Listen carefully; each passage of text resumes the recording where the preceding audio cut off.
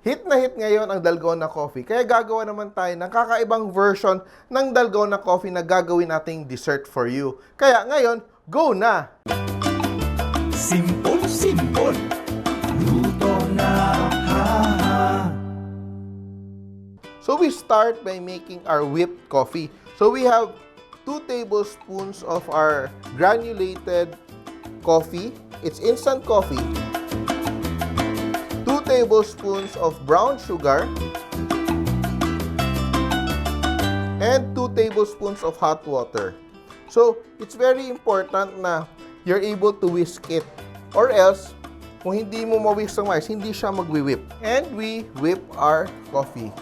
And let's just wait for it to whip up and aerate. Let the coffee mixture capture air until it fluffs up and lightens in color. In the meantime, I'm going to make all-purpose cream and condensed milk. So, I'm doing half a recipe here, and I already chilled the all-purpose cream overnight para it's stable. Look at that. Hindi na siya liquid, but it's already stable. And I add my condensed milk. So, hindi siya watery. It's firmer. Just combine until smooth. And I just scrape off the extra coffee on the side para ma-incorporate siya lahat. Very stable yung ating coffee. And that's done. And look at that. It's a very stable, very stiff peaks. Look at that. That's the texture and consistency we want for our coffee. Yan. I will just get a little bit of our whipped coffee and add into our cream and condensed milk mixture. Very light textured.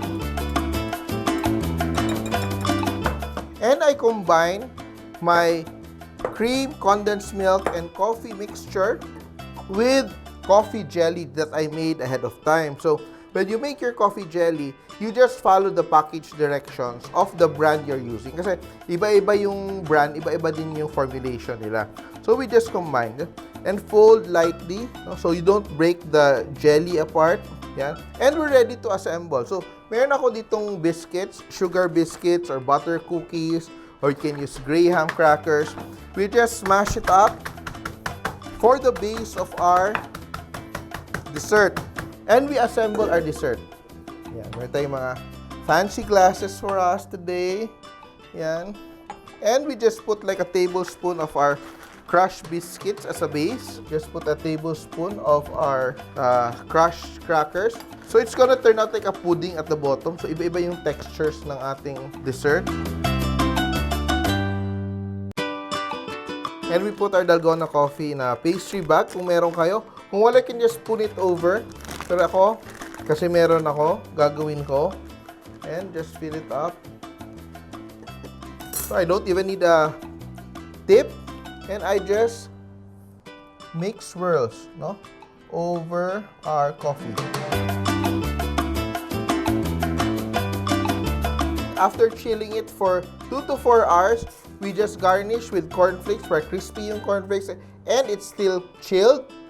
Yan. I'm sure coffee lovers will truly love this dessert.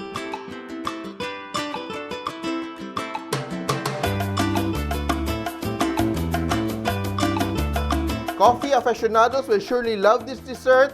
Our Dalgona coffee jelly, Simpol!